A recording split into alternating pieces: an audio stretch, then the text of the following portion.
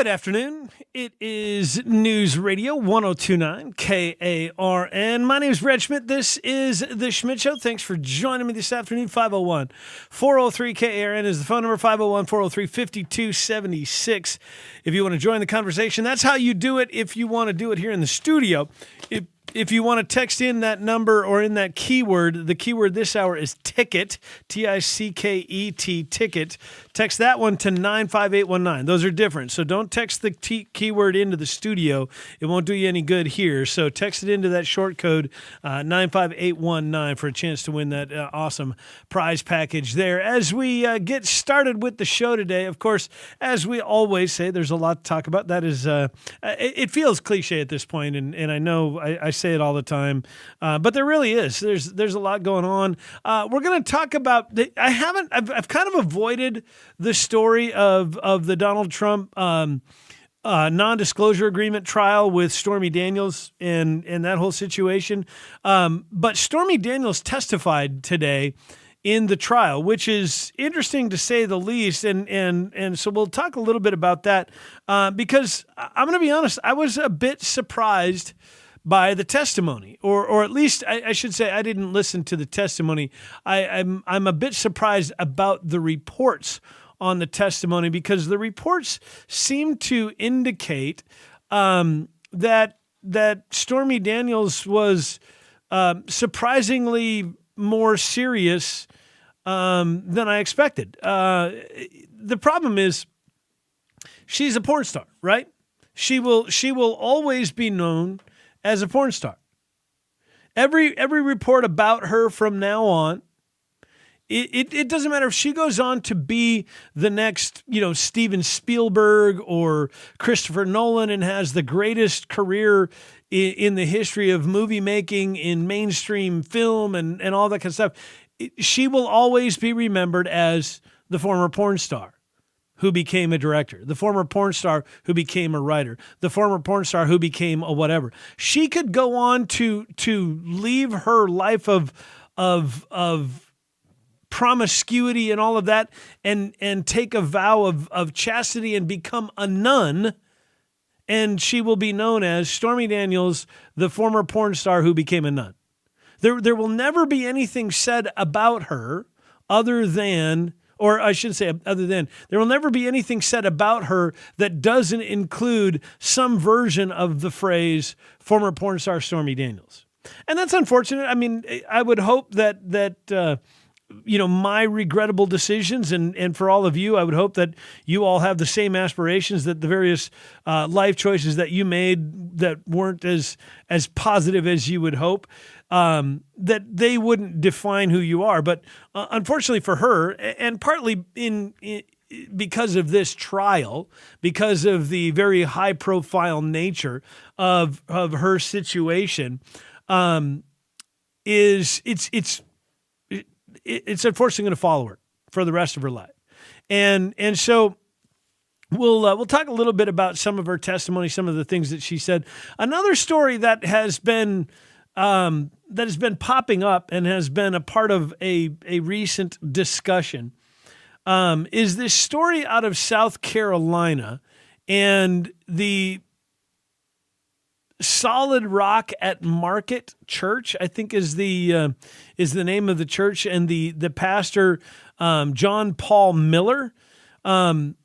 He apparently, this was a couple of weeks ago, he gave a sermon, and now the video has gotten out. The video from the sermon has gotten out where he did his regular Sunday morning church service, and then at the end of the service announced almost nonchalantly that his wife had passed away as a result of a self-inflicted gunshot wound.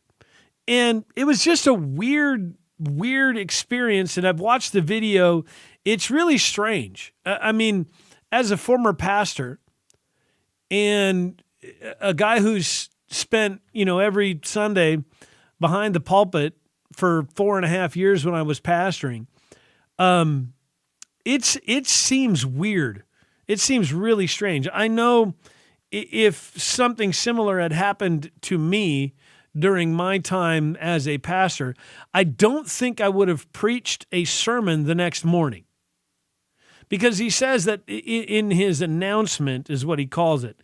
In the announcement, he says that his wife passed away last night, and that he's going to be taking some time off and whatnot. And like I said, it's just very, very odd. And I'd love to hear some of your reaction to it. I'll play a little bit of the video later on, a little bit of the audio of him speaking. The coroner's report is already out. Let's see, it was Robeson, County Medical Examiner, a guy named Richard Johnson. He's already given a report and said that based on the nature of the wound, it is consistent with self-inflicted gunshot wound, and it was not in the back of the head as it has been speculated. But part of what makes it so weird is that the family is skeptical of the circumstances, and I don't know that anybody's come right out and accused him of it yet, but many have certainly alluded to or suggested that there's maybe more to the story, that this pastor, John Paul Miller, may have actually killed his wife, or he was abusive to his wife, or something. And there's family members, there's church members coming forward and saying, something's weird here. This doesn't make sense. There was, in the weeks prior to her death, there was a tracking device discovered hidden on her car.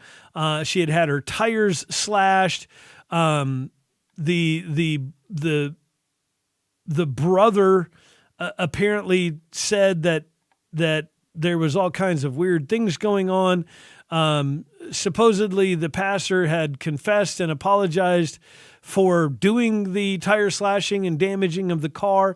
And then it even gets a little bit weirder when you find out that the girlfriend that the pastor had been cavorting around with, because the couple had been separated even though they weren't divorced yet. She had just filed for divorce. Oh, literally, that was the other thing. Right before she died, she had filed for divorce literally just a couple of days earlier. And so just all kinds of weird things. But the other kind of big red flag that caused a little bit of weirdness is the wife, or the girlfriend of this pastor. Allegedly, her husband, or her former husband, also passed away in mysterious circumstances. He was some motivational speaker who was injured and ended up paralyzed and in a wheelchair. And had gone to a swimming pool at their family home or something, and something he apparently had done for years, and accidentally fell in the pool and drowned. And there was some speculation that there was some weirdness going on there as well. So now you have the pastor whose wife died mysteriously. You have the girlfriend of the pastor whose husband many, many years ago died somewhat mysteriously.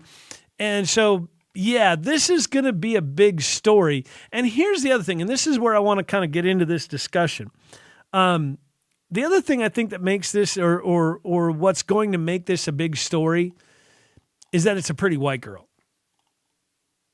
The story is going to be all over the news because, well, for a lot of reasons. One, it's a pastor, and any way we can demonize Christians and point to a bad example and say, see, all Christians are evil and horrible and terrible and all that kind of stuff. Anytime the media can jump on that, they will. But they also love the story of a missing pretty white girl. There isn't a news media outlet that won't fall all over themselves to cover the story of a pretty white girl missing or dead under mysterious circumstances. I mean, think of the most recently Gabby Petito.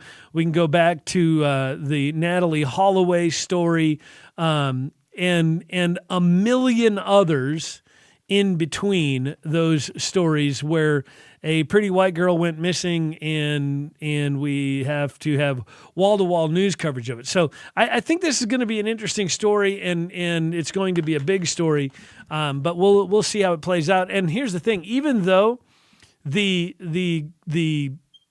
county medical examiner has said, quote, based on the nature of the wound that it is consistent with a self-inflicted gunshot wound and it was not in the back of the head as it has been speculated. Even though he said that, it's never going to be believed. I promise you there's probably going to be a Netflix series about this in the years to come. And it's going to be weird and it's going to be crazy and it's going to cause all kinds of speculation. So we'll get into that as well as a few other things. I mentioned the story yesterday about being unbanked. I didn't even know that was a thing, but apparently it is. So we'll get into that story, among others, as we roll on through the afternoon. But for now, that's what you ought to know. Those of you watching us on video, you're going to have to join us over on the regular broadcast, and we will continue with the Schmidt Show next on News Radio 102.9 KRN.